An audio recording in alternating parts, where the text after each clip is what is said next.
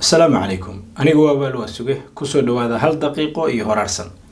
سيدا يورني سوشيكا مرتية ديار بري بعد دواعو أما الدعوة وحي تمدو بيجي جنكيسة وحي وبيجي كلا أنت نيف جيل أو تاجنا وحي نسيح ما صد له أوي ديسي هل كأي مريان بيه وبيجا نيف كي جيل أها أي سد جن وجو جوابي أو يجري بيه وحي مريان إلا يجلبها dawacadii oo lagu yiqiinay caqli iyo miidanaan ayaa iyadoon talada geela u bandhigin caqligeeda waxay isku tuurtay si halhaleel ah biyaha webiga hayeeshee markay ku sigatay inay ku qariqanto ayay banaanka u soo booday isna soo badbaadisay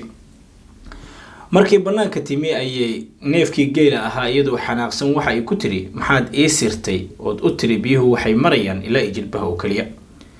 hayeeshee geeli oo yaaban ama ratigii oo yaaban ayaa ku yiri nadawacu kumaan sirin hayeeshee waxaan ka hadlayay jilbahayga ee kama hadlin jilbahaaga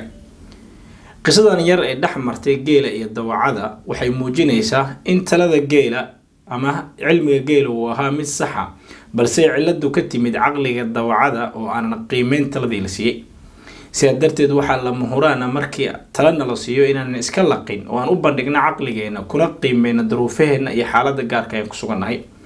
waana halkay Soomaalidu ka tiraahdo cilmiga hal lagu dhigay caqliga ka shabeelay badi dadka kuma kala sooran talada ay bixinayaan umana bixiyaan talada in laga qaato hayeeshee waxay ka duulaan maamaadi Soomaaliyeed ee ahayd talada waxa loo bixiyaa hal laga maqlo ee looma bixiyo hal laga qaato